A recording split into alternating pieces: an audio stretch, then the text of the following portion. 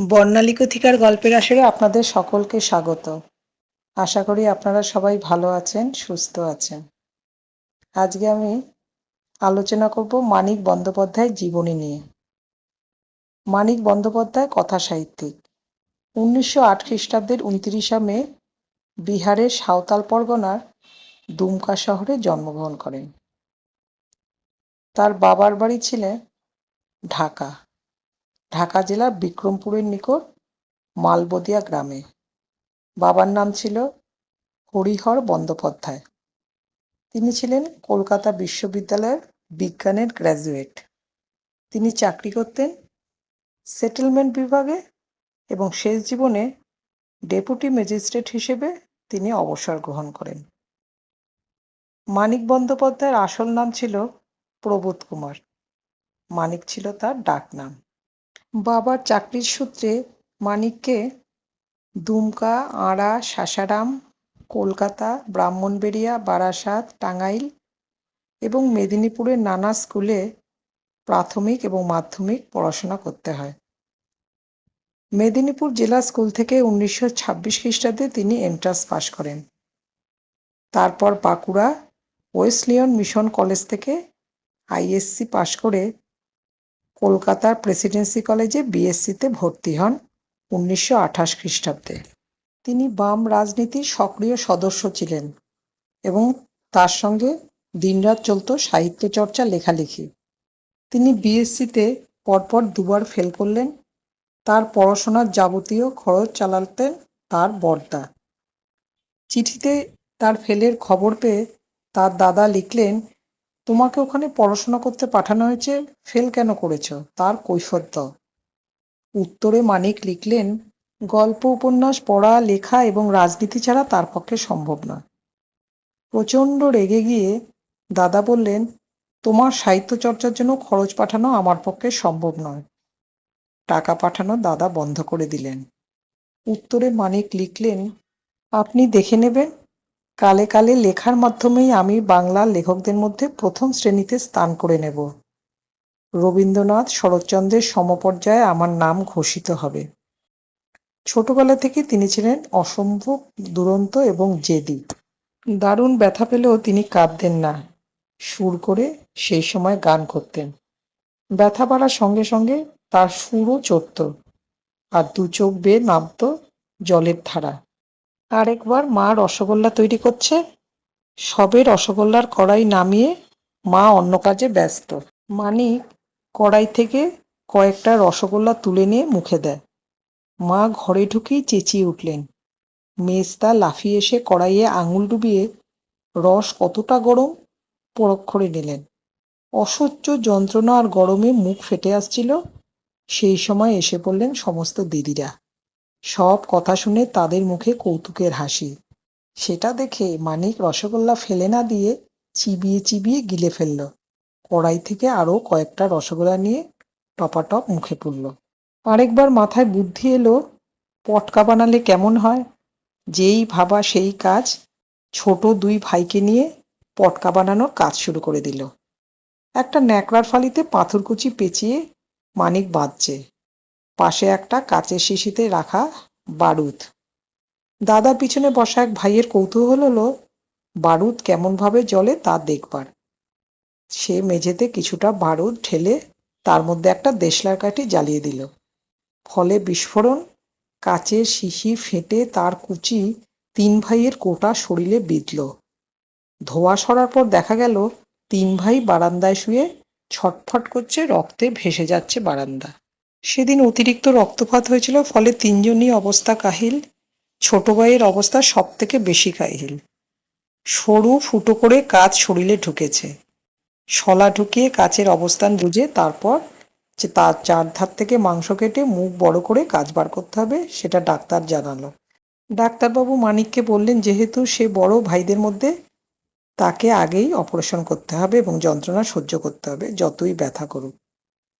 মানিক দাঁতে দাঁত চেপে সমস্ত ব্যথা সহ্য করল। এমনকি হাতের চামড়ার মাংস কাটার সময় সে আওয়াজ করেনি। ডাক্তারবাবু সেদিন ভীষণভাবে অবাক হয়েছিলেন। 1934 খ্রিস্টাব্দ থেকে 1940 খ্রিস্টাব্দ পর্যন্ত তিনি ভাই সুবোধ কুমারের সঙ্গে যৌথভাবে Udayachal printing and publishing house পরিচালনা করেন। সেই সঙ্গে তিনি বঙ্গশ্রী পত্রিকার সহকারী সম্পাদকের দায়িত্ব নেন। তারপর ভারত সরকারের ন্যাশনাল ওয়ার ফ্রন্টের প্রভিন্সিয়াল অর্গানাইজার এবং বেঙ্গল দপ্তরে প্রচার সহকারী পদেও কর্মরত ছিলেন। মানিক বন্দ্যোপাধ্যায় ছিলেন একজন শক্তিমান লেখক। তার নিষ্ঠা এবং অধ্যবসায় লেখার গুণগত মানকে অতি অল্প সময়ের মধ্যেই তাকে প্রতিষ্ঠিত লেখকের মর্যাদা দান করেছিল।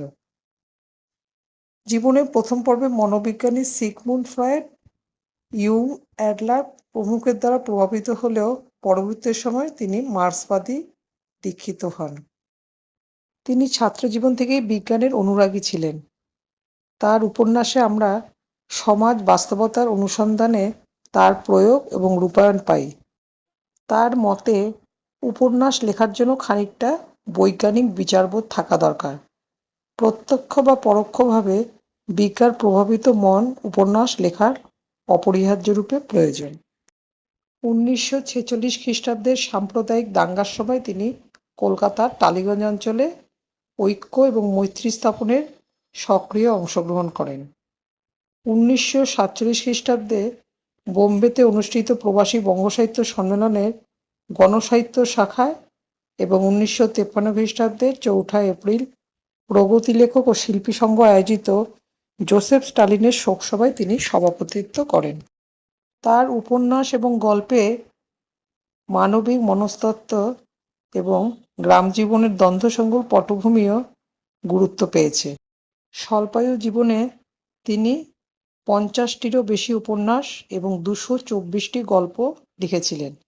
তার উল্লেখযোগ্য কয়েকটি গ্রন্থ হল উপন্যাস জননী 1935, দিবারাত্রি কাব্য 1935, পদ্মা নদীর মাঝি 1936, পুতুল নাচের ইতিকথা 1936, শহরতলী 1940-41, চিহ্ন 1947, চতুষ্কোণ 1948, সার্বজনীন 1952, আরোগ্য 1953, আর ছোট গল্প অতসীমামি ও অন্যান্য গল্প 1935, প্রাগৈতিহাসিক 1937, সরীসৃপ 1939, সমুদ্রের স্বাদ 1943, হলুদ পোড়া 1945, আজ কাল পরশুর গল্প 1946, মানিক বন্দ্যোপাধ্যায়ের শ্রেষ্ঠ গল্প 1950, ফেরিওয়ালা 1953 ইত্যাদি। পদ্মা নদীর মাঝি এবং পুতুল নাচের ইতিকথা উপন্যাস দুটি তার বিখ্যাত রচনা। এই দুটি লিখে তিনি সবচেয়ে বেশি জনপ্রিয়তা অর্জন করেছিলেন এবং পদ্মা নদীর মাঝি চলচ্চিত্রে রূপ দেওয়া হয়েছিল। মানিক বন্দ্যোপাধ্যায়ের ভবিষ্যতের জীবন সুখের ছিল না। তাকে গ্রাস করেছিল নিদারুণ দারিদ্র্য। তারপর তাকে আক্রান্ত হতে হলো মৃগী রোগে, শরীর গেল সম্পূর্ণ ভেঙে। তিনি যন্ত্রণা থেকে মুক্তি পাওয়ার জন্য মদের নেশা ধরলেন, যার ফলে তিনি প্রায়ই অজ্ঞান হয়ে যেতেন এবং তাকে হাসপাতালে ভর্তি করতে হতো। লিভার নষ্ট হতে থাকলো। এরকম সত্ত্বেও তার ছিল সঙ্গে চূড়ান্ত অনটন। তিনি প্রচুর পরিশ্রম করে লিখে ফেলেছেন সমস্ত যুগান্তকারী লেখা। স্ত্রী কমলা একবার এক মৃত সন্তান প্রসব করেছিলেন। মানিক বন্দ্যোপাধ্যায় ডায়েরিতে লিখলেন, বাচ্চা মরে যাওয়ায় ডলি অখুশি নয়, অনেক হাঙ্গামা থেকে বেঁচেছে। বলল, বাঁচা গেছে বাবা, আমি হিসেব করেছি বাড়ি ফিরে মাসখানেক বিশ্রাম করে রাঁধুনি বিদায় দেব, অনেক খরচ বাঁচবে। কি নৃশংস দৃশ্য! একদিন চরম অসুস্থতার খবর পেয়ে ছুটে এলেন কবি সুভাষ মুখোপাধ্যায়। মানিক বন্দ্যোপাধ্যায়কে তখন অ্যাম্বুলেন্সে তোলা হবে। সুভাষ মানিকের স্ত্রীকে জিজ্ঞাসা করলেন, তাকে আগে কেন ফোন করা হয়নি? ম্লান হেসে কমলা উত্তর দিলেন, তাতে যে 5 আনা পয়সা লাগে ভাই, ঘরে সেটুকুও নেই। একদিন যুগান্তর পত্রিকায় পূজা সংখ্যায় লেখা দিতে যাচ্ছেন রাস্তায় দেখা বন্ধু দেবীপদ ভট্টাচার্যর সঙ্গে। মানিকের ভেঙে যাওয়া শরীর, মলিন জামাকাপড় দেখে তার খুব খারাপ লাগলো। জোর করে নিয়ে গেলেন নিজের বাড়িতে। ক্লান্ত মানিককে খেতে দিলেন দেবীপদর মা। বড় তৃপ্তি করে তিনি সেই খাবারটুকু খেলেন। তারপর যে মানিক একদিন সদর্পে বলেছিলেন, আমি শুধু সাহিত্যিকই হব, সেই মানিককে আড়াল থেকে পুতুলের মতো খেলিয়ে কেউ যেন বলিয়ে নিল, দেখো, দুটি ডাল ভাতের সংস্থান না রেখে বাংলাদেশে কেউ যেন সাহিত্য করতে না যায়। অতসীমামি এবং অন্যান্য গল্প বইটি প্রথম প্রকাশিত হয় 1935 সালে। তিনি যখন কলেজে পড়তেন তখন বন্ধুদের সঙ্গে বাজি ধরে গল্প লেখার সূচনা করেন। কিভাবে সেই গল্প লেখা হলো লেখক হিসাবে ডাকনাম ব্যবহারের কাহিনী তিনি নিজের মুখেই বলেছেন।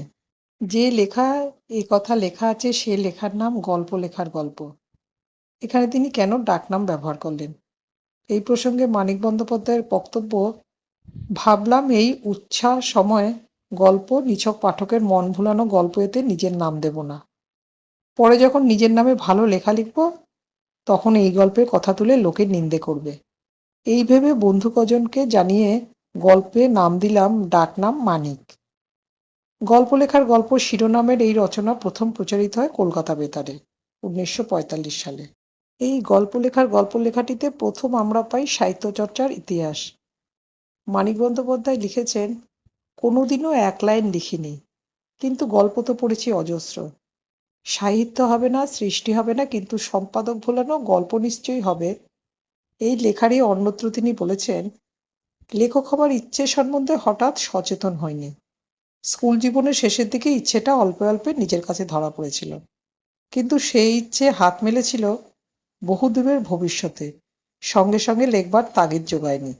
লিখব, এই বয়স আমার, বিদ্যা বুদ্ধি অভিজ্ঞতা কিচ্ছু আমার নেই, কোন ভরসায় আমি লিখব? লেখা তো ছিনিমিনি খেলা নয়। বাড়িতে লুকিয়ে লেখার চেষ্টাও আমি কখনো করিনি, আমার অধিকার নেই বলে। মানিক বন্দ্যোপাধ্যায়ের কবিতা নামের গ্রন্থে 16 বছর বয়সে তিনি কবিতা লেখা শুরু করেন, সেটা লেখা আছে। 1956 খ্রিস্টাব্দের 3রা ডিসেম্বর কলিকাতায় তার মৃত্যু ঘটে।